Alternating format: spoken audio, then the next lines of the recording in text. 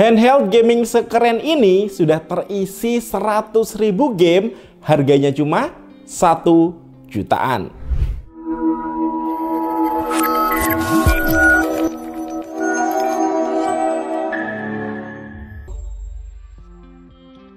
Hai guys, dengan saya Ade. Jadi di sini ada sebuah handheld gaming ya. Ini produk yang menurutku menarik karena desainnya tuh cakep, modern dan kekinian. Apalagi harganya ini termasuk terjangkau ya, cuma di 1 jutaan. Yuk mending kita unbox dulu. Oke, jadi ini dia Poki RGB10 Max 3 yang di dalamnya ada produknya, terus ada buku panduan serta kabel USB Type-C. Nah, sebelum kita lanjut, kita bahas spesifikasinya dulu ya. Jadi untuk chipsetnya ini RK3566 dengan RAM 1GB LPDDR4.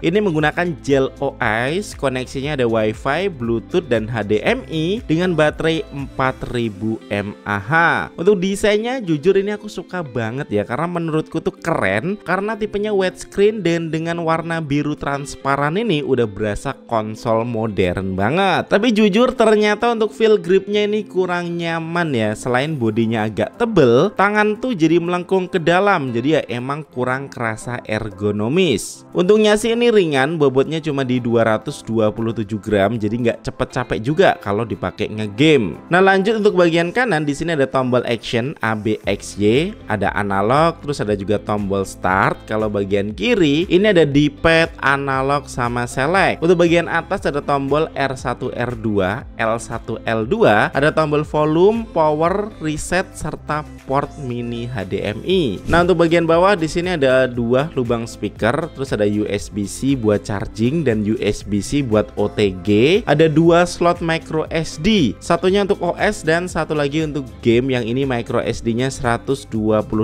GB, sama ada jack audio 3,5 mm.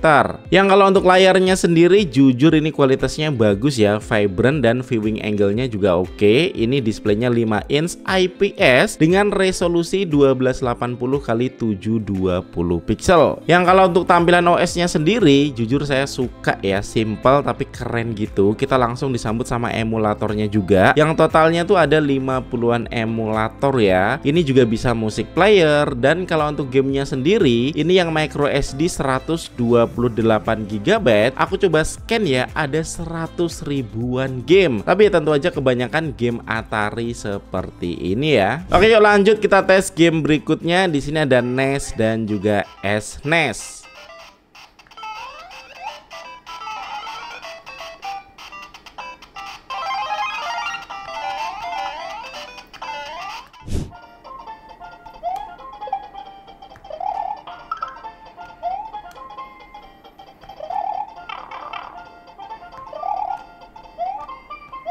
Nah, untuk NES dan SNES mah ini tentu aja aman dan lancar jaya. Untuk GBA juga aman ya, tapi karena rasio layarnya kan ini 16:9, so ada black bar nih untuk bagian kanan dan kirinya.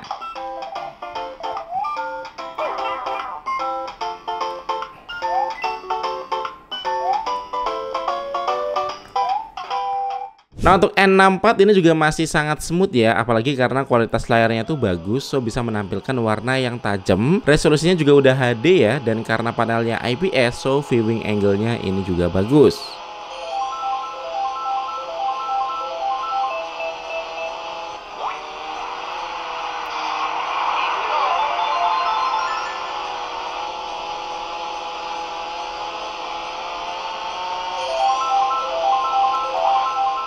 Untuk Mega Drive dan Dreamcast ini juga nggak ada kendala.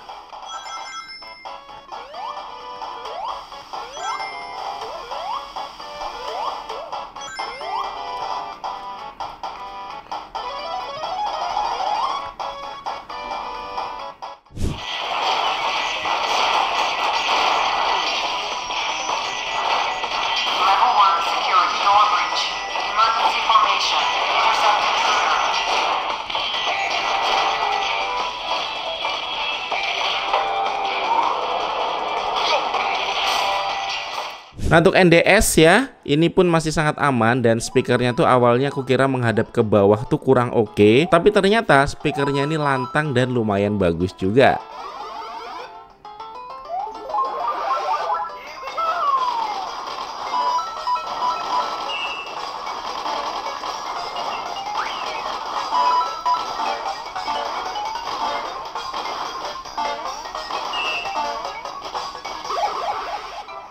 Untuk PS1 ini juga masih aman terkendali.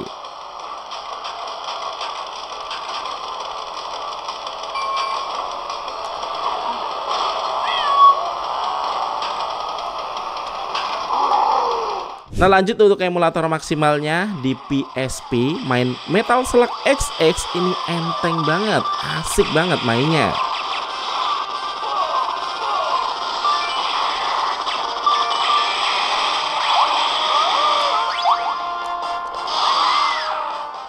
Kalau untuk Dragon Ball Shin Budokai juga lancar dengan rasio yang pas ya, 16:9. So berasa main PSP dengan konsol modern dan layar yang lebih bagus.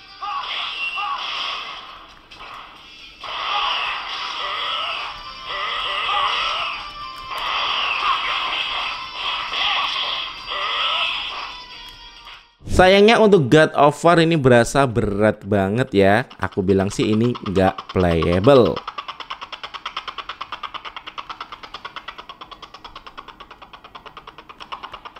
Kalau baterainya sendiri ini 4000 mAh, tapi persentase baterainya tuh nggak valid ya. Ini karena OS-nya. Soalnya pernah tiba-tiba dari 30% low bat mati, dan pernah juga udah 0% tapi masih bisa untuk main. So saya belum bisa kasih hitungan pasnya. Nah, yang juga keren ini tuh ada HDMI out ya. So kita bisa koneksikan ke layar monitor atau TV seperti ini.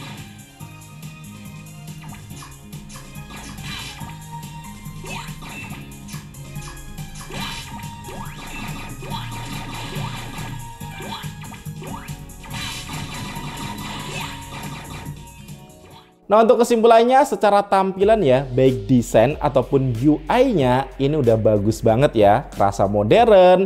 Cuman memang kalau untuk gripnya sendiri buat saya ini kerasa kurang nyaman, dan kalau untuk tombol-tombolnya sih sebenarnya nggak ada masalah, cuman berasa murah aja. Lihat nih, kayak kedengeran ya, ada bunyinya gitu.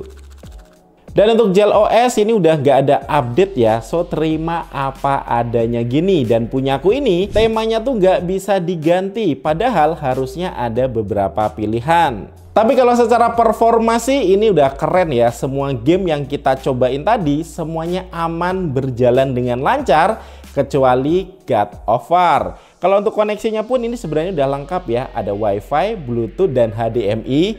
Cuman sayangnya semuanya tuh ada problem. Untuk WiFi-nya sendiri ini cuma bisa untuk main secara multiplayer. Kalau untuk Bluetooth-nya saya coba koneksikan ke gamepad, tapi ternyata nggak bisa. Dan kalau untuk HDMI-nya ketika kita colok ke monitor atau TV itu harus di reset dulu biar pindah tampilannya. Tapi overall dengan harga 1 jutaan ya, kalau kita main pakai handheldnya gini aja, ini udah keren banget, nggak ada kendala. Nah, buat kalian yang berminat langsung aja cek link yang ada di deskripsi atau cek di keranjang di bawah ini. Oke, sekian dari CAD. Terima kasih nih buat kalian yang udah nonton video ini sampai habis. Kita ketemu lagi di video selanjutnya. Yuk.